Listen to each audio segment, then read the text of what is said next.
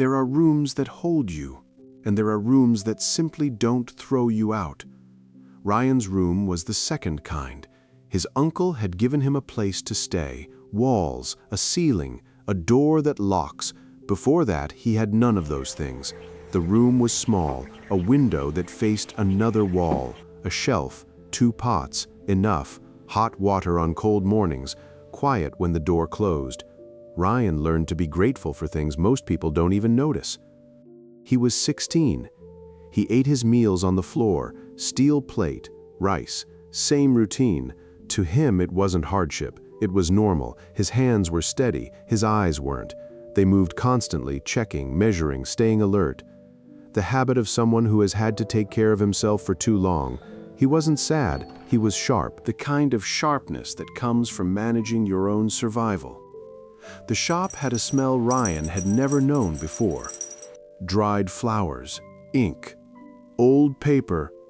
A place that had been doing the same thing for years and didn't feel the need to explain itself.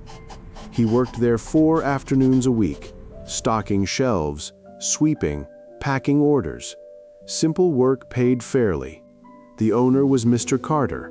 Mr. Carter never asked about his family, never asked why he looked tired, never gave advice he wasn't asked for. He gave work.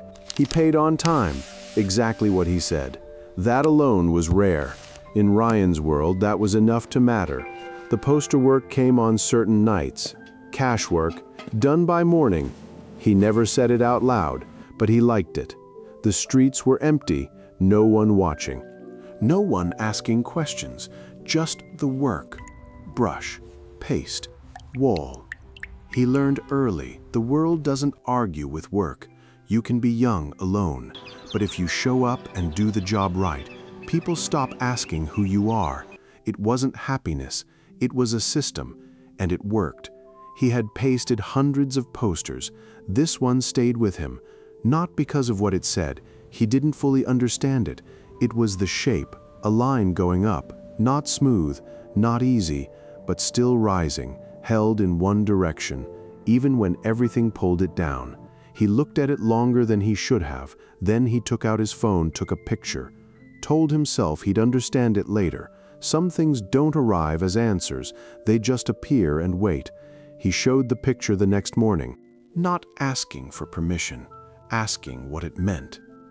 Mr. Carter looked at the screen, then at him. It means someone held on when others didn't. Ryan nodded. I want to understand it. Then Mr. Carter brought out an old computer. Heavy, worn, still working. Ryan almost refused. That instinct was still there. Don't take what you can't return. But this felt different. No speech, no expectation, just a tool and time. So he nodded and took it. He came back at night after the shop closed. No one told him to. He watched, replayed again and again. He wrote everything down. Mistakes came quickly. He lost the practice money. Twice, he didn't react. Just opened a new tab, tried again. He had one advantage. He wasn't afraid of failing. He already knew what loss felt like. So failure didn't stop him. It just changed how he moved next. He fell asleep there, sometime before morning. Mr. Carter found him, didn't wake him, didn't say anything. He looked at the notebook, the screen, the boy. Then he made tea, left it beside his hand, and went back to work. Ryan woke up alone. The tea was still warm. He held it, didn't move for a while. No one had done something like that for him before, not without needing something back. 800 rupees. Not a big amount. He had earned more doing physical work. But this was different. This came from something he built, something he understood. He didn't smile, didn't react. He just wrote it down, circled it, carefully. It wasn't money, it was proof. He did everything right. Worked, learned, earned. And then the system said no. Too young, no account, no access. It wasn't personal, just rules. But the result was the same. He couldn't keep what he made. He sat outside the shop, notebook in hand, looked at the number, then at his hands. This is where most people stop. He explained it clearly, the problem, The limitation. The solution. No begging, just facts. I need a place to hold the money. Mr. Carter listened. You're not asking me to give you anything. No, just a system. I don't want a commission. Then why? Because I was once in your place. That was enough. They kept a ledger, every entry written down. Carefully, the money grew. Slowly. No shortcuts. He bought his own groceries, then small things. Things he used to wait for, then one day. A pen. Nothing special. But this time it was his. The shop closed for renovation. Things were packed away, one by one. The space became empty again. The computer was packed last, carefully. Then handed over. I have nowhere to store it. That was all. Ryan understood.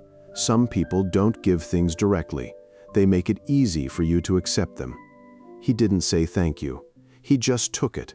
That was enough. The room was the same walls, same window, but something had changed. There was a desk now, his desk. The computer still worked, still loud, still enough. He sat down, opened the ledger, looked at the number, closed it, picked up the pen, opened a new notebook. Blank page. He wrote 2 words, year 2. No one gave him a life, so he built one. Some people are given a life. Others build one, slowly, quietly. From whatever they have, this is for the ones who build.